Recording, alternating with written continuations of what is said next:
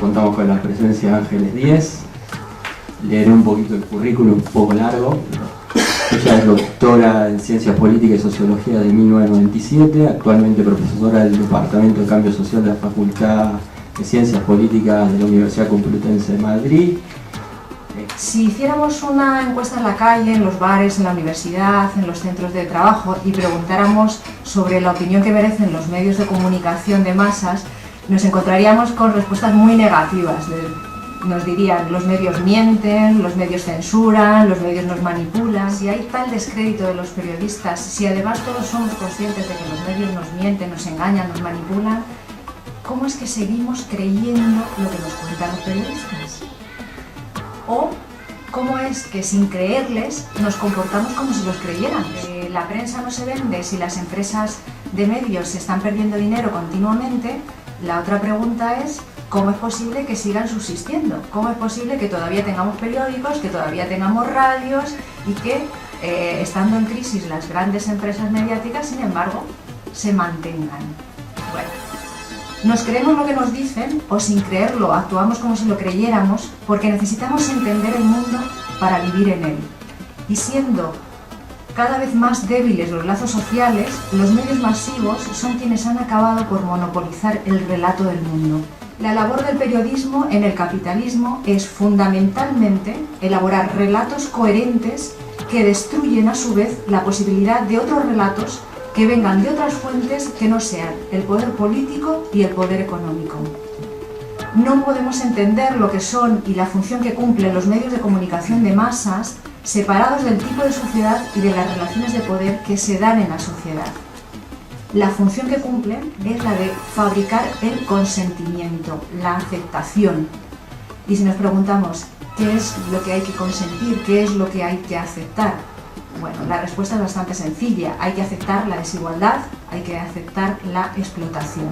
En esta época surge también el paradigma del periodismo como cuarto poder, que es en ese periodismo ya de masas, ya en el siglo XX, en donde los periodistas y sobre todo las empresas ya mediáticas tratan de defender su espacio argumentando que están al servicio de la población, que no son instrumentos del poder político ni del poder económico, sino que forman parte de las democracias, de los sistemas representativos, como ese cuarto poder que actúa vigilando al poder político. ¿No? Es el paradigma que empieza a legitimar esa nueva forma de hacer periodismo. El capitalismo, es decir, un sistema basado en la explotación, no puede subsistir sin apropiarse también de los medios de producción de conciencia. Todo se convierte en propaganda o en entretenimiento. La imagen que se difundió sobre las Torres Gemelas, la información que se dio, sintetiza esas dos funciones del periodismo actual, en la que ya no se hace periodismo, ya se hace propaganda que legitima las intervenciones armadas, en el caso de las Torres Gemelas, la invasión de Afganistán, la guerra con Afganistán, y a partir de ahí toda esa lógica en la que Estados Unidos, en la cabeza del imperio, empieza a articular la nueva doctrina de guerra. La nueva doctrina de guerra que no es del 2001 ni es de las Torres Gemelas, sino que ya se puso en marcha con la legitimación de la intervención en Yugoslavia, la guerra de Yugoslavia, que es el famoso, la intervención humanitaria, que Clinton es el que la desarrolla más ampliamente. Los medios empiezan a hablar sobre todo de sí mismos, son puro narcisismo, impulsan y alimentan a sujetos políticos que, para tener alguna posibilidad, se tornan también sujetos mediáticos. Performers a los que se mide no por sus propuestas, sino por su actuación. La pregunta esa que hacía al principio: ¿cómo es posible que sigan existiendo periódicos, radios, etcétera, si tienen pérdidas? Y bueno, pues porque el objetivo de esas empresas mediáticas es otro.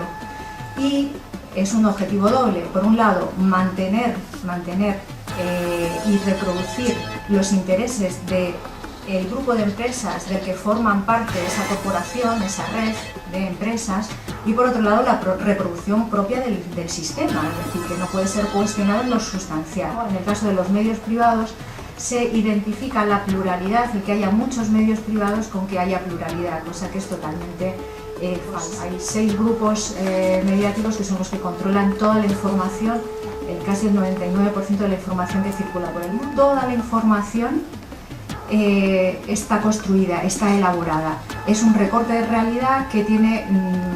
Chomsky hablaba de filtros por los que pasa, y hablaba de la censura. Diríamos que hay como 5 P's que son las que podrían traducirse en esos controles, en esos filtros que habla Chomsky. Sería la propiedad, sería la publicidad, sería también el periodista, que tiene sus propios valores y su propia ideología, que también actúa ahí censurando. No existe la posibilidad de desentrañar cuál es todo el proceso de elaboración de esa mercancía, que es la información.